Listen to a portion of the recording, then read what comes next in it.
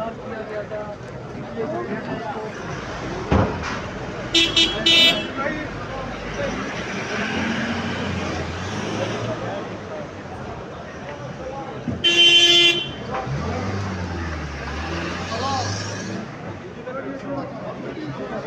इमरान खान भी बाहर आएगा, रऊफ हसन साहब भी बाहर आएंगे, और जो उसके साथ हमारे एम्प्लॉइज़ को जिस तरह अजियत दे के उठाया गया है वो भी बाहर आएंगे। कैंसर पेशेंट को 74 साल वाले को इस तरह उनकी तजलील करना और उनके ख़िलाफ़ इस तरह के मुकदमात बनाना इट्सेल्फ शो करता है कि पाकिस्तान में अगर कोई आवाज़ उठाएगा तो उसकी आवाज़ और गला दबाने के लिए ये सारे जो कठपुतली हैं और जो एस्टेब्लिशमेंट है और उनके जो कारिंदे हैं उनको आवाज़ वो बंद करेंगे। अफसोस की बात है, शर्म की बात है कि जिस तरह पहले उन्हें उठा कर ले जाया गया है और फिर उसमें आपने देखा कि पहले CIA ऑफिस लेकर गए, फिर उसके बाद आपने ये भी देखा कि CIA ऑफिस के बाद जो है उन्होंने कहा जी कि अब पुलिस से जो है वो उसके हवाले है, और पुलिस से फिर FIA के हवाले कर दिया गया, और FIA से फिर रिमांड जो है दोबारा FIA को दे दिया गया। पहले सारी उन्होंने जो भी उन्होंने सवालात करने थे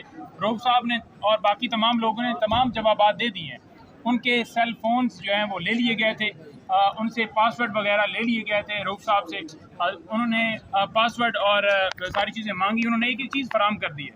तो कोई ऐसी एविडेंस नहीं है कोई फ़ोन के अंदर कि कोई ऐसा बम निकल आए या कोई ऐसी एविडेंस निकल आए जिससे वो कहें कि ये पाकिस्तान के दुश्मन है।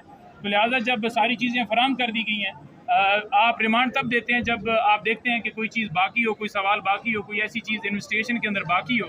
तो जब सारी चीज़ें पहले ही ऑलरेडी 2 दिन बड़ा एक टाइम होता है, उसके बाद इस सारी सूरत हाल के अंदर दोबारा देना, हम ये समझते हैं कि एक अफसोसनाक सूरत हाल है, ज़्यादती है, ये जुल्म किया जा रहा है अपने ही लोगों को जो एक मुहब्बत वतन पाकिस्तानी है, वो मुल्क में रूल ऑफ लॉ और कानून की बालादस्ती के लिए इमरान खान के साथ खड़े हैं। तो आप उनको गद्दार डिक्लेयर कर रहे हैं और उनको जो है दोबारा रिमांड दिया गया है, तो हम इसके ऊपर बहुत ज़्यादा अफसोस करते हैं और डेफिनेटली रिमांड को चैलेंज करने के हवाले से भी हम अब इसके ऊपर लाएअमल देंगे। शोएब शाहीन साहब आपसे बात करेंगे जो आपको मज़ीद सारी चीज़ें इसके ऊपर आपसे बयान करेंगे। बिस्मिल्लाहिर्रहमानिर्रहीम। पहली बात तो यह है कि जिस अंदाज से पुलिस ने उस दिन छापा मारा, वहाँ हमारी ख़वातीन को गिरफ़्तार किया, हमारे जो सेंट्रल सेक्रेटरीज में काम करने वाले ऑफिशल्स को गिरफ़्तार किया, और रऊफ हसन साहब जो कि 74 साल की शख्सियत हैं और वो कैंसर पेशेंट हैं, और जिस अंदाज से उनको गिरफ़्तार करके ले गए, ना सिर्फ ये दहशत गर्दी है बल्कि ये डकैती है और हिफ्ज़ बेजा में रखने की एक हरकत है। और जिन हमारी ख़वातीन को 10 घंटे बाद उन्होंने उनको रिलीज़ किया, ये इल्लीगल कन्फाइनमेंट है। हम इनके ख़िलाफ़ ये प्रोसीडिंग्स करने का हम अपना हक़ महफूज रखते हैं और इंशाल्लाह आज से हम वो इनिशिएट करेंगे। जो उन्होंने डाका डाला, जिस तरह हमारा सामान उठा के लेके, मुझे बता दें अब सारे माशाल्लाह पढ़े लिखे लोग हो, पूरे आपकी सोशल मीडिया डिजिटल मीडिया इस्तेमाल करने वाले लोग, मुझे बताएं LCD के अंदर वो कौन सा ऐसा एविडेंस होता है जो उसको उठा के ले जाए?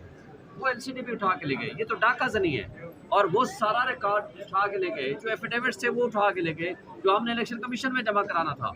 मकसद इनका क्या है? मकसद इनका ये है कि उस दिन से ये पागल हो गए हैं, ये मौजूदा जो कठपुतली हुकूमत है, वो इस्टेब्लिशमेंट और उनके जो कारिंदे हैं, जिस अंदाज से सुप्रीम कोर्ट की जजमेंट आने के बाद अदालत की प्रेस कॉन्फ्रेंस से लेकर आज तक जो कुछ उन्होंने हरकतें कर रहे हैं, मुझे बता दें कि ये ना जस्टिफाइड है, ना अखलाकी है, ना आईनी है, ना कानूनी है।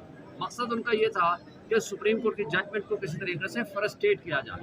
नंबर 2, उनका मकसद ये है कि जो हक सच की आवाज़ जो इस वक्त सोशल मीडिया के ज़रिए या डिजिटल मीडिया के ज़रिए आप लोग उठाते हो, आप डिजिटल मीडिया हो, आपको, मुझे, पूरे पाकिस्तानी कौम को आज डिजिटल दहशतगर्द कहा जा रहा है।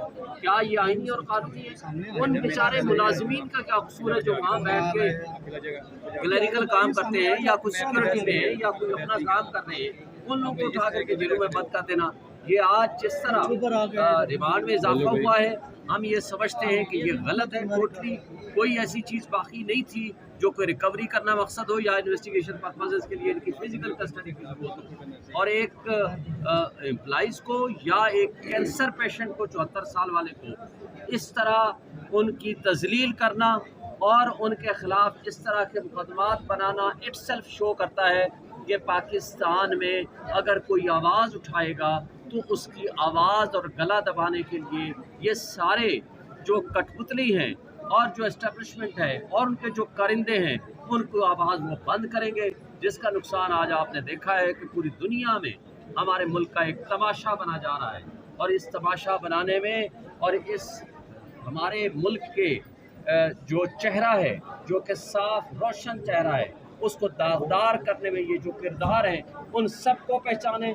पूरी पाकिस्तानी कौम को मैं कहता हूँ कि इस वक्त आप इनके हथकंडों को नाकाम बनाएं। हर शख्स अपने सोशल मीडिया के ज़रिए इनकी इन हरकतों को वो न सिर्फ क्रिटिसाइज़ करे बल्कि उसको कंडेम करे जिस अंदाज से ये हरकतें कर रहे हैं।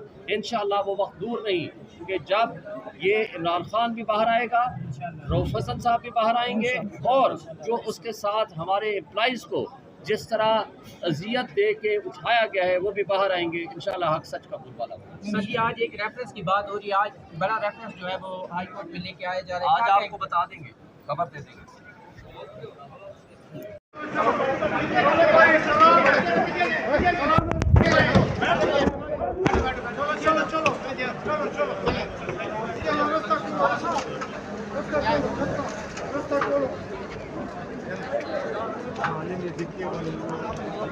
रऊफ हसन इस गाड़ी में मौजूद है, ये आप देख सकते होंगे।